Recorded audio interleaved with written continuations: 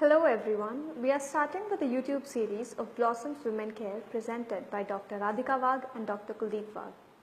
So to start, I hand over the space to them. We are going to put informative videos for the well-being and awareness of the society, and these all views what we are putting are our own perceptions about the problem. So we thought of talking today on the most basic thing in human life, that is the sexual activity. That's the basics of sexual activity. We are not going to teach how a sexual activity is going to be done, but then definitely we need to ponder over what things we miss during a sexual activity.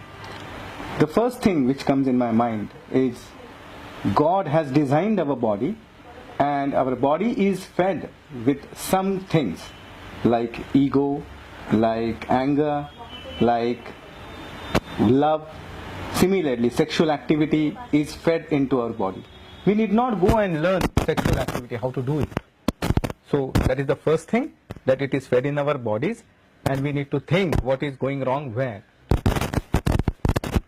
Basically, the sexual activity is the main reason why we reproduce. It is the basic of reproduction. Hence, it is very important to have proper guidelines of how it should be done and how it should be done right. Hence, we have chosen this topic today. Another issue is the sexual activity is considered as a social taboo. None of the parents give this information to the child. In today's world now, sexual education has been started in schools. But yes, it's like three monkeys of Gandhiji. Don't talk about it, don't speak about it, I don't listen about it. Nothing has to be told. And then one goes on trying by trial and error. And in the end, frustration comes out in your hand, most of the times. So exactly like Kuldeep just said, that yes, sex education is being taken in schools and colleges these days, but from where does it start and where does it end? Basically, it is taken for girls when they reach puberty in the schools, and it stops to your care during menstruation and how you have turned into a woman from a girl, and now what you need to do and what you don't need to do. But nobody goes on to talk about what is a sexual act.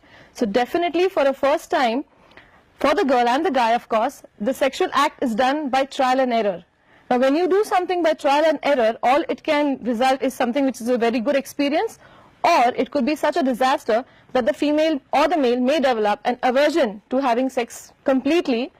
Also, it may result, the wrong methods may result into certain infections. Honeymoon cystitis is one which is very common in newlyweds or people who are newly engaged into the sexual activity.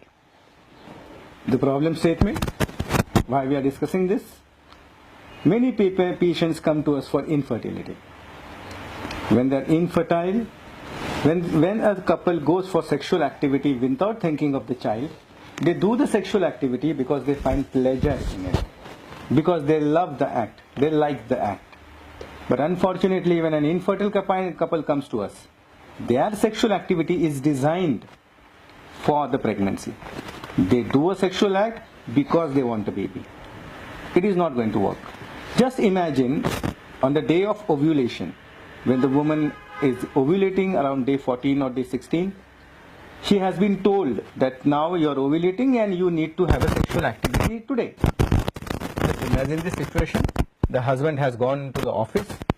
He has got a thrashing from his boss. He has got a workload. His targets were not completed. I'm coming back home. He gets wet by the rain. On the way back, there's an accident. He's completely stressed out, and he comes at home. And the moment he lands at home, the wife says, okay, now I want to have sexual activity because I'm ovulating. It's not going to work, because sexual activity can only be possible when the mind is clear, and when both of them want it, not because of the pregnancy, but want it because of a relationship, because of love in between them. Have you ever pondered about this thing? Seeing people who are of the poor type, who are working on daily wages, who have to struggle for bread and butter daily in and out, they are immensely fertile. They have 8-10 children. I have, in last 11 years of practice, I have hardly seen a poor couple come to me asking for infertility. But the patients we treat, no matter what they do, no matter what treatment they take, they are still fighting for having a baby. Isn't there something what these people are doing which we are not doing? Or maybe is there something which we are missing? So basically, for conception or for pleasure, the main thing is the essence of the act itself. So every couple or every individual has their own needs. What happens is, to have a proper satisfied act, you need to understand the needs of both the partners. They need to understand each other's needs. In today's times, forget understanding needs, there's no communication about this itself. So that is where the act itself goes wrong, right? A woman reaches her orgasm multiple times. A guy, okay, he has one orgasm. A guy can have his orgasm really fast, while a woman may take a long time. So this needs to be understood by both the people, and that is how a proper act is completed, wherein the state of thoughtlessness is achieved and the orgasm itself is achieved. To make it more clear what Radhika says, as I said that both man and woman have had this sexual act faded in their mind. But then both are different individuals and both of them want different things.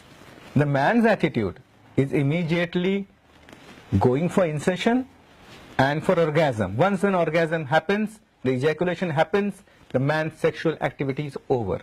That happens, it does not take more than 10 minutes for that job. But the woman, she doesn't have a single orgasm. She likes to have a foreplay. She likes to be played with. She likes to be cuddled. She likes to be taken close. The whole thing takes 20 minutes. After that, she expects the insertion, and then the orgasm happens. So both the orgasms should happen at the same time. That is what is expected, and then both would be satisfied. Otherwise, the woman doesn't understand. The man is coming, he is going for the sexual activity, 10 minutes and the act is over, and the woman wonders, what is this and what is happening and why are we doing this? If you study Kama Sutra, what Kama Sutra says? Kama Sutra is a book which was designed by our ancestors. Our ancestors did not consider sexual activity as a taboo, but it was considered as a divine thing. You can see that on temples, where the temple of Khajuraho, where there is an art depicted on sexual activities, and they accepted that. What Kama Sutra says? Kama Sutra says it compares sexual activity with climbing up a mountain. You cannot just go and jump on the summit from a helicopter. No, you have to climb up the mountain. When you are going to climb up the mountain, it is going to take time. How much time? It takes time to climb up. So that is the foreplay. You need to give 20 minutes for the foreplay. In that foreplay, the man's stamina also increases, as well as the female also gets mentally and physically ready for the sexual act. Then comes the summit. The summit is the exact sexual activity which we perform about insertion and orgasm. At that summit, if the same activity is followed, Kama Sutra says that the both of their orgasms can come at the same time. After which, Kama Sutra again says, don't be in a haste. You are not going to jump down from the summit, but you have to climb down the mountain. So after the sexual activity, again the after play should be 15 to 20 minutes. Do not be in a haste to complete it. Do not be in a haste to put on your clothes and go. Give time for the foreplay. The time of the foreplay bonds the relationship, as well as the amount of sperms which are deposited. It gives time for the sperm to go motile and go and climb up the vaginal tract. That is what Kama Sutra says, that the sexual activity should at least take 40 to 45 minutes. What the spirituality says? Have you ever wondered why people like to drink? Have you ever wondered that the sexual activity gives you pleasure? Why? It's not the alcohol which gives you pleasure. It's not the sexual activity which gives you pleasure. But once you have alcohol, once you go for a deep and satisfied sexual activity, the thing is your mind is thoughtless. You have lost your ego, you have forgotten about yourself, you have forgotten about your whole world. You are just into the act. And that is the thing which is going to give pleasure. So what spirituality says, that when both of them have the same orgasm at the same time, that is the concept of two bodies and one soul. So when two bodies are there and one soul is there, and both of the minds are thoughtless, which happens in orgasm, which every person who has sexual activity will relate to this, that is the time and for the new being, the new life to come into existence. So sexual activity is a side effect of love in between the partners. Pregnancy is a side effect of a good sexual activity. Please don't plan a sexual activity because you want to have a child. Because if you are going to keep that motive, believe me, this is the only thing which is going to go against all couples who are infertile. See. So whatever we are talking about, if you have a good sexual activity in the way we told you, in the way the Kama Sutra tells, you will develop the bonding in between both of the partners, the love will increase, your satisfaction level will increase, and without any disturbance, the new life would come inside you without you even thinking about it. So think over this issue. If you have questions, you can PM us all these questions. In the next video, we will answer all of them. Thank you.